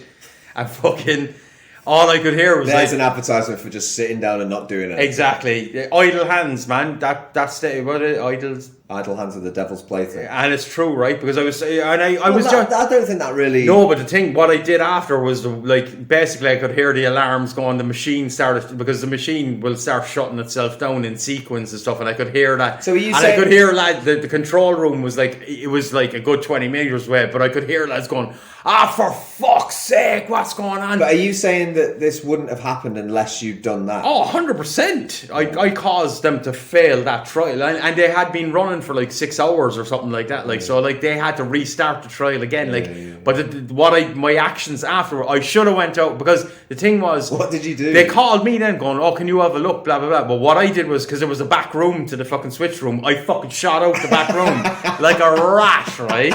I fucking headed over to where we were supposed to be sitting, and I sat down, and they were like, oh, Jason, there's something wrong there. One of the breakers tripped out, and like, blah blah blah. I was like, oh, really? And then the worst thing was, right, I went and I made it out as if I found the problem, and I was like almost like a hero. I was like, oh, good man, do you know what I mean? And then I took that like stolen valor, you know, that when people pretend they're soldiers or whatever. I did a bit of stolen valor, like, but I can remember like there's just that feeling of like, I should really go over and go, lads, I'm so fucking sorry. Yeah. But I just went, nah, fuck it. Yeah. I mean, at the end of the day, I can see why you would do that. Yeah. That kind of reminds me that it's a little bit of a different story, but when I was a student in the summer holidays, it was dead easy to get factory jobs, and they paid quite well. Yeah. Terrible jobs, mate, but I've done several factory jobs, like literally sitting on a line. And it's so boring, yeah. Have you done it as well? I haven't done it, but I heard loads of people did it, like. But, you know, when you're a student, you don't get taxed, and the pay was actually all right, you know. You actually felt guilty because you were sitting next to, like, permanent workers who were, like, trying to, you know, feed their families, and stuff, and everyone would be opening their pay slips, and the guy next to me would be like, fucking hell, how the fuck I can't even buy bloody socks for me baby, and I'd be like, this is all going on drinking tonight. With no tax. But I remember I was working in a kettle factory, and what we were doing was making the bottom bit that you put the kettle on. Oh, right, okay. You know? And so all I had to do was, my only job, you know, you changed around every now and again, but it was just, I had like a box of screws, and as it went, came in front of me, I just dropped one screw in this little thing, and then it went on to the next bit. Oh, you didn't even have to screw it in, you just had to drop it into place. No, just put it in, and then it went on to the next bit. It'd do that for 8 hours a day. This is when I started playing movie quotes with the guy next to me, because it was just so boring, you know. But it was just you could literally phone up and just start the next morning, so it was just it was really easy to get a job. And but what I realised was, every now and again you did this line down, because once it had gone past everyone, like 8 people, and they'd all put their parts, and it went into this machine, and it went like sort of compressed it or put it all in, you know. And and every now and again you did this line down, and when you had line down, when the machine had gone down, but someone had put their piece in wrong, or it had fallen out, so it like they had to recalibrate the machine and all this stuff because it fucked up. And and I'd hear this line down. And when I heard line down, the line stopped, and everyone just sat about doing nothing while they recalibrated the machine. I slowly started to realise, that's when someone fucked up, puts a thing in the wrong place. Mate, as soon as I knew that, I feel terrible. Because it was you? No, but as soon as I realised what was happening, I realised that if I need a break, I realised if this is getting like too... If I need a break from the easiest job on the planet. It's fucking soul destroying. Oh no, I will say that. It's soul destroying. I realised, so if it was getting too much, like I'm about to go insane, all I do is just throw my screw anywhere. Yeah, Like I just wouldn't put it in the proper place, and I just wait. Yeah. I do all the others properly, and I just wait, and then he goes, how long? Line down. Was it like a couple of seconds later, or? Yeah, because it would go past like another 4 people. Yeah. And then it would go into the machine, but I knew it was coming. I'd be like, fuck it. Yeah. I'd be like, I'd look to the person next to me and go, don't worry, mate. In fairness, I'm a big advocate for not leaving machines replace people for jobs, but I think for those mundane tasks, it's inhumane getting somebody to just like drop a screw in a hole. Some of the things I did for 8 hours a day. It's like I know people who go, yeah, I fucking have to dig ditches every day. That's fucking. I've never done it, but I've had like certain stages of the projects of like electrical work are really boring as well. That you know, like what I just described or whatever. But like one of the worst ones is when you're going around labeling shit. You just feel like a fucking robot. You feel like nobody cares about what you're actually doing. It's terrible. So I can imagine like a person on a production line. It's the worst ever. Like get people out of production lines and get them like, you know, checking them at the end or something. You know, doing a quality control check or something like that. That makes you feel like a fucking human that you're being. doing something proper. Yeah. Like even though I would imagine that would get boring as well. But like at least you know that. Oh, I found 3 fuck ups today or whatever. You know, I saved that. You know, from going out to. But at least. Just popping a screw in a hole like for 8 hours is just the only thing that kept me going in that job. I'll be honest with you, was the people I met. Like because you know, you literally, you know, there was a lot of people putting in different parts, you know, and everyone just had one part. But you'd meet like I'd meet some like, you know, like proper fucking characters from Chester, you know, just like doing this is what they do for a job. You know, one guy, I'll never forget, this guy started, and I was sat right opposite him, and I'm like, thank God this guy is here, because he kept me sane for like I think there was a lot of turnover, you know. You'd only meet a guy for like 3 weeks and then they'd be like, fuck this. You know? And but this guy, like, he had so many stories. He'd be doing his thing and he was always talking. This guy, the funniest story he ever told me, he's chatting to you over and he's like, mate, you know that Linford Christie? I'm like, yeah, I know Linford Christie. I'm like, no word of a lie, mate. My mate used to sell steroids. Wait, my next door neighbour used to sell steroids. I tell you, I saw Linford Christie going in and out of his house every week. I love it. But he had a story like that every day. It was brilliant. Like I couldn't have done that. The only reason I could stay in that job, I think I did like a month or 3 weeks every now and again. But it was just because you met some proper characters in those jobs, mate. This guy knew Linford Christie's steroid dealing. That's what I was dealing with, you know. And then if I got bored of that, pop a screw in the wrong place, lying down. That was a 15-minute break right there. You know? That's a 15-minute break. I love it. Just to jump back onto the zoo thing. I was just thinking there. What would you reckon would be the worst animal that you could like? I reckon the leopard. You know, apart like. If a panda escaped, you know it's going to die within like 30 seconds because it won't be able to feed itself. It fucking won't be able to have sex itself because we're doing all that for them now. A panda would just like roll out into the middle of the road and get run over. I reckon a panda would actually start knocking on the gate to try and get back in again. A panda just wouldn't escape. No. So like, but what would you reckon out of all the zoo animals would be the worst one to get out? Well, it's funny you should say that because this happened in Chester. Okay. In Chester Zoo. This is a real story. I think it was before I was born, but my mum told me an elephant escaped. Okay. Yeah. In Chester Zoo. Now you might think, elephant. Oh, they're dodgy. Like, but when like this elephant like escaped from Chester Zoo and then found itself on like the A49. Yeah. I mean, it was absolutely shitting itself, and it was just like just running up and down the road, just causing absolute fucking havoc. They killed it. They had to kill it. Oh shit, man! It's a sad story, but I mean, like I said, you had but like not a tranquilizer and fucking brought it back, like. I don't know, mate. I think at that point it was like, you know, even if you tranquilise an elephant, it sends it more mental. Yeah, maybe for a little bit. You know? And it was literally like running up and down like a dual carriage. Oh my god! You know, so they had to kill it. So I think a big, heavy animal like that, even though an elephant's like a herbivore, but. No, because an elephant in Chester city centre is not good. No, it's definitely not good. No. So. I was thinking more along the line of like how the animal would like be able to integrate itself into society, maybe. So I was kind of like, you're right. That's what, like. Also, I was a rhino would be. Yeah, bad. I was literally. I Rhinos went are grumpy as last year or last summer. We went to Tangent Zoo, and they've introduced 2 rhinos in there, and there was 2 rhinos having a go off each other. Yeah. And that is.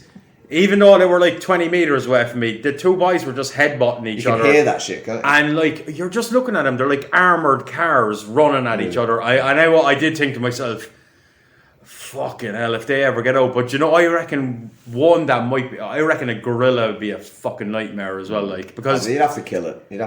A rhino would be terrible, but at least a rhino would eat grass, right? You know what I mean? But like, what do gorillas eat? Like, well, they eat grass too, basically. Oh, do they? Reeds and shit.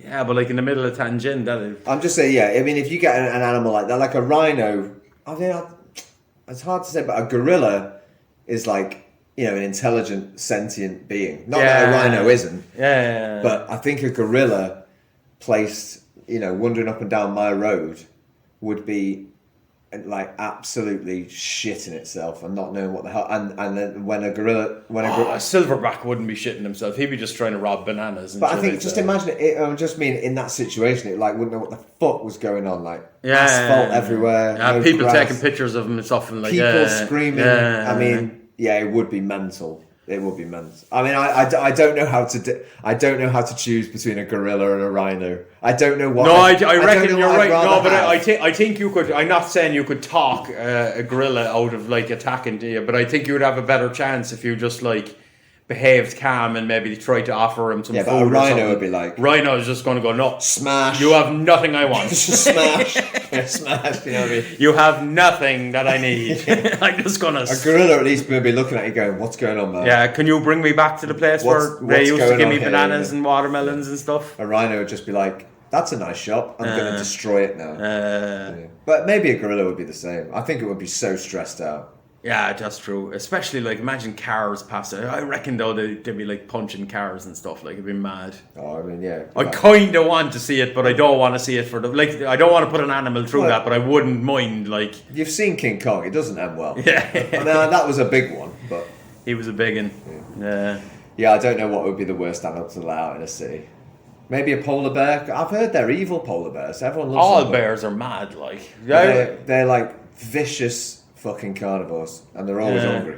So chimps are no fucking cakewalk either. Like a 60 kilo chimp. Chimps don't fuck about. Or a 40 kilo chimp will fuck up any human being. I've heard they can pull your arm out of your socket. But the thing is, they don't. They'll rip your face off. They fucking take your balls off and everything. Yeah. They almost like go into this like degrading level of violence. Yeah. Like it's insane. Yeah, they're almost like too intelligent. They're not like just going mental. They're like. Did you see that one I want to cause you pain? Yeah. There was this one. I think it was. This is probably the most disturbed I was ever by a documentary. I think it was the Bonobo lads. There was 2 fucking. That's such a good turn of phrase. He should be a wildlife documentary narrator, mate. The Bonobo lads. He's fucking getting old now. Is it the documentary I sent you? I don't think I'm not gorillas that were like at war with each other. It was 2 gangs of gorillas. Yeah, that's the one I but sent the you. shit they were doing to each other, they would put like what's that fucking the cartel, the Mexican fucking 13 or whatever it is. I mean, they would have. They would put them to shame. No, they would have a gorilla in their troop that would have been there for chimp that had been in their troop that had been there for years. And then if he started to get above his station, they just tear that fucker him apart. Up, like, and like rip his balls off, like start shagging him, and it was like weird. It was like they started. You remember they started. Bonobos are the one that are like properly walking upright as well, or like they chimps that kind of use their hands to walk. Well, they've seen them like walking across rivers and shit. But those chimps were getting annoyed with squirrel monkeys. And then they were annoyed. No, they were there. They were getting annoyed and they were like squawking and giving shit. And then they would catch one, they would rip it to shreds and they would fucking share it between each other and eat it. Yeah. I mean, you think a chimp is like, just eating plants. No, I know, like, but they eat it as like a sign of like, fuck you, squirrel monkey. Yeah. You know what I mean? Yeah. And those people that were researching those chimps, I mean, some of them stayed there. That Japanese guy stayed there for 25 years. And when you see him talking about what he saw towards the end when they were warring with other chimps, he he looked like he had PTSD. Yeah. He was like in shock. Oh no, but this He'd never seen anything. I only watched the documentary, and I'm not saying I had PTSD, but I was like for days going, oh my god. Yeah. Like I thought humans can be evil, but like these guys are on another level. Like, well, that's how you can see. That's why, like, that's how you can see they're so close to us. They've got that in them. They will kill each other. I will say I'm not a big fan of. I know we put movie remakes into Room 101, but I do think Planet of the Apes is one of the ones that needed to be redone because they didn't have the special effects back then. Like, and to be honest with you. Well, it's just dudes dressed up as monkeys. Yeah, but the original Planet of the Apes was a good movie, don't get me wrong. But the new one was scary as hell because once you see, like, I'm not saying that that's going to happen, but, like, let's say it did, it's all over for us, like, because they're so much physically stronger than us. I know you don't like monkeys, do you, mate? I'm not a big... I don't like... I like the big monkeys. I like orangutans. They're not monkeys. Are they not? Or apes. Apes, okay. I like the big apes. I like gorillas. I think are fucking amazing. Yeah, they are. Orangutans are awesome. You don't like them little monkeys, though, do you? Yeah, I like. You've chimps. Always said this. I like chimps, but you know them. It always makes me. They're apes too. But you always make me laugh. You don't like the monkeys that take food out your hands. Damn little cunts, man. But they have because they're little saucy cunts. They have a fucking. They have this little hidden agenda. You can see it in their eyes. They're little cheek. They're like, you know, that little cheeky cunt that you have. Oh, I remember this now that you just don't like monkeys. I remember. Anytime when I hear people talking about cruelty to the animals and somebody like fucked up one of them, what are they, moccasins or I don't know, macaques or whatever the fuck they have a lot of them in like the south of China. And I don't give a shit. You can go and kick a fucking one of them, whatever that monkey is, a macaque or whatever it is. You can go and kick him in the fucking sack. I couldn't give a shit. They deserve everything they get because they work in gangs and they're too clever, like, and they have that like little cheeky grin. I remember you always used to say when you watch them videos of monkeys like stealing people's mobiles and shit out of their pockets, you're like, keep an eye on these fucks. Yeah. Because I know you don't trust them, do you? I don't trust monkeys at all. I had a weird moment with a gorilla in a zoo. It was no, I'm learning so much about you today. Look. Did you choke him out? Not a chance. Fucking. I'm a bit. I go to zoos to bring my kids there because I think, you know, it's just society. Bring your kids in. I think I probably stopped doing it because I think it's no secret we don't like zoos, but. The ones here are pretty. I think look. I haven't been to many, but the ones I've been to here are shit, and also the ones I've been to in Europe and stuff are also shit. I'm not having to go at these ones in particular, but locking a gorilla in a fucking concrete room with a glass thing to look at, and this guy, you could see he was depressed. He was sitting in the corner against the glass, but I had this moment where I made eye contact with him, and I actually do think there was like this connection, and I was like, "Oh man, I feel so bad for you." Like and he's looking at you, going, he was just like, Why are you doing this to me?" But he's almost looking at me like, "Can you get me out here?" Yeah. And I was like, I gave him a look back, going, "Sorry, man, can't. I only paid the normal fee. Can't get you." But it's like, what are we doing? Like, I totally agree with that. Like when you see, you know, a gorilla in a zoo, or when you see a video of a gorilla, they're so obviously almost the same as us. Yeah. It's like keeping someone in prison that didn't do anything wrong. Yeah.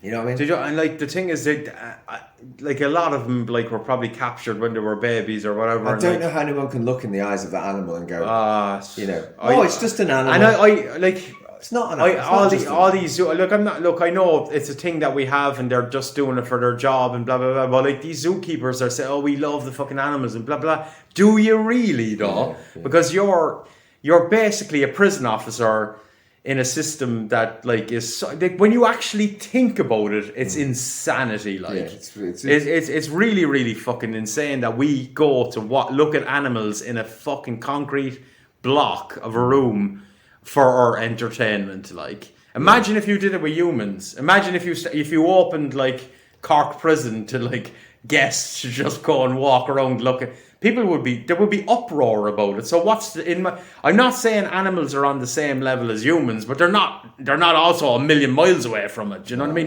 They have feelings. They want to just go and. I mean, like I said, you look at a gorilla's face and like it's so human. Yeah. That it's like you can't. I mean, it's just like I said. If like you see people looking at gorillas in a zoo and the kids like yeah, and everyone's banging windows and taking photos and oh look at him, he's running around and beating his chest. I'm looking at him going, that's the saddest fucking thing I've ever seen in my life. Yeah. You know what I mean? I think maybe we should still have zoos, but there's certain animals that we should just like not do it with, like gorillas. Like those monkeys I just said dead. I don't give a shit. You can lock them in a fucking. You can lock them in a. In the Saw, you know, the room from Saw. I wouldn't even. I'd be like, yeah, whatever. You deserve it. Pandas, they're not going to survive on their own. So you might, if we want to keep them around for another while, we might as well leave them there as well. Yeah. But like things like gorillas, bears, like having a polar bear in Tianjin, and Tianjin gets hot as fuck in the summer. Doesn't even make sense, like. No. Do you know what I mean? It's like trying to keep an ice cube cold. It's ridiculous. So I've seen in an aquarium here, they had like sort of 3 beluga whales. And that's insane. Like all these SeaWorld shit should immediately be stopped. Like I think people realise that now. Yeah, I think that after that SeaWorld, I reckon that blackfish. Yeah, no, I haven't seen it, but I heard about it. I couldn't watch it because it would break my fucking heart. To be honest with you, like keeping an animal like that. And isn't it true that they can't even keep them alive for like orcas and stuff? Basically? Well, Bill Burr said it, as he often does, encapsulated like SeaWorld perfectly. He was talking about Catholic priests, and he was saying someone on a morning show was saying like, "Oh, people, have a go at you about religion." He was like, "You're having a go at me about religion. Don't you think Catholic priests went a bit too far? Yeah. I'm the person that." I'm offensive in this situation, but he's saying like in these SeaWorld, these killer whales, these orcas. He said it's like it's a perfect analogy. They are like the Catholic priests because when Catholic priests were doing their dodgy shit, they would just move them to another, another diocese or whatever you call it, and like not send the history with them, just move them, and that's what they do when orcas like fucking kill a trainer. They just fucking sell it to some other zoo place, some other aquarium, and they don't send the history. They're just like, yeah, he's fine. But really, no, we're giving you an orca that has been violent with other things because they are just in agony in those places, And I don't want to come across. It's not the same as Catholic priests because I'd fucking much rather hang out with an orca than a bloody one of those Catholic priests. Definitely. I'd rather be killed by an orca than get fingered by a priest. Like, definitely. But the analogy about like just moving them away from the situation they're in was perfect. But also, like, to be honest with you, this is going to probably make me sound like a complete psycho. I have zero sympathy for any of them trainers getting killed by orcas because what kind of a career choice is that? Like, I'm gonna go like the orca is like basically 1/10 the size of the swimming pool that he's in, and my job is to make him jump through hoops for humans, and he decided to kill me. I think you were fucking asking for it. It's like, you know what I mean? Well, if you're really interested in marine life, why aren't you a marine biologist? Yeah, exactly. Like, I mean, you probably are. You should be against that shit. Yeah. You should be like going, I refuse to work in that shit. You're a fucking circus trainer. Yeah. And everyone knows circuses are fucked up. Yeah. You're the same thing in my eyes. Yeah. All right, so anyway, we've ran on a bit long. We've got a little bit off the point. Yeah. So we were talking about leopards. Good conversation though, but I think it needs to be said, doesn't it? Yeah. So hopefully that leopard is having a ball up in the Hangzhou mountains. I just hope that. I mean, I would love it because I go down to Hangzhou quite a bit, as you know. And if I caught sight of that leopard, it would make my fucking year. Because I often go walking in the hills. But in fairness, the more likely story is Finn will be blind drunk walking home one day and be taken out by the leopard. Or I'll wake up with the leopard. And a potted plant. Covered in soil. Yeah. All right. I think we better wrap it up. It's this has been a long one. I've enjoyed it though. Yeah, it's amazing. It's great. So yeah, Anyway, that's it. Episode 20. And we should let's make a mention of the pool competition. Oh yeah, It's going to be coming out real time almost, isn't it? Yeah. So by the time this comes out, there'll probably be more. But the pool competition at Jack's Bar is going very, very well. Yeah, it's super. We're at, really well. it's really good. I couldn't be more pleased with how it's turned out, and that's all down to you, Jason. You've done a good job. Thank you. Done a good But job. I enjoy doing it. I think Tangent needs something like that. You know, I think we need to start bringing people together. And what I'm enjoying the most is it's not just foreigners. There's Chinese there. There's all sorts of races, all sorts of different people. There's males and females, and it's just a great laugh. And I've met at least like 5 people that I never met we before. made 5 new friends, maybe more. Yeah, Everyone's sound. Yeah. It's been a brilliant competition. So long may it continue. Yeah. I don't know exactly at what point this will come out, but good luck to everyone who's left. Yeah, I think by the time this comes out, we'll probably be in the semi-finals, but or at least the quarterfinals. But it's been amazing so far. Everybody's so positive about it and so hyped about it, and I think it's we're definitely going to see more of this in Tangent going forward for sure. Look out for more THTV Promotions, and promotions. Yeah. We're doing we just mentioned that we're doing a darts one next, so we're probably gonna maybe that might be December or maybe even into next year. We'll see, but we'll definitely be doing more pool ones, more darts ones, and whatever else we can. Can't wait. Whatever else we can promote. Can't wait. All Awesome. right, mate. It's been a pleasure. See you soon. Take care.